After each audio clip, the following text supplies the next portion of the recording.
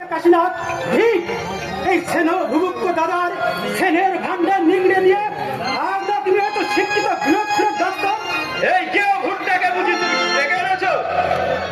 এনেই যদি থাকে তাহলে অন্যায় কি করতো শহরের বাদর কি সেভাবে অপমান সইতে পারছিস না, সইতে পারছিস না কাজী, অথচ আমি তোর দাদা। না, তুমি আমার দাদা নও কাশি। তুই কমাচ্ছ কাশি। তুমি আমাকে ঠকিয়েছো।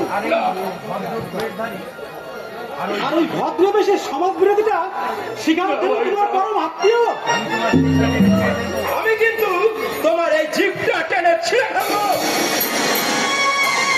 তার আগে তুই যে হাত দিয়ে এই শিবনাথ বাবুকে চাবুক মেরেছিস তোর সেই হাতকে আমি মুছে ফেলে আমার জন্য আপনি অপমানিত হবেন না। তুমি এখান থেকে যাবে কি না? যাচ্ছি, আমি যাচ্ছি ভাই। তবে তবে দেখে মনে হলো তুই হয়তো আবার নতুন করে বিয়ে করেছিস। ভালোই করেছিস ভাই, ভালোই করেছিস।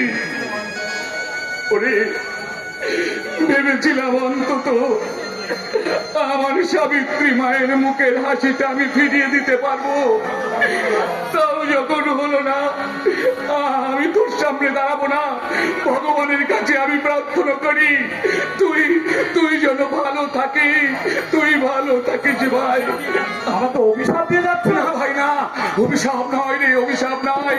আমি ভগবানের কাছে দু হাত জোর করে তোর জন্য আশীর্বাদ চেয়ে নিলাম। চন্দ্র সূর্য যদি মিথ্যে না হয়ে যায়, তোর একদিন মনে পড়বে তোর এই রক্ত মানুষে গড়া এই দাদা তোর সঙ্গে কোনোদিন বেইমানি করবে না রে, তোর সঙ্গে কোনোদিন। বিজেট হলেই কাশীনাথের মতো ভাইকে শিবনাথ বাবু ভাই সম্বোধন করে গেলেন। শিবনাথ বাবুর দুঃখে তোমার যে একেবারে দরদ উঠে আসছে। এই জন্যই যে মানুষের দুঃখে মানুষের চোখে ঝরে পড়ে সমবেদনার অশ্রু। এইসব অমানুষের নয়, এইসব অমানুষের নয়। বিচারে আমরা মানুষ।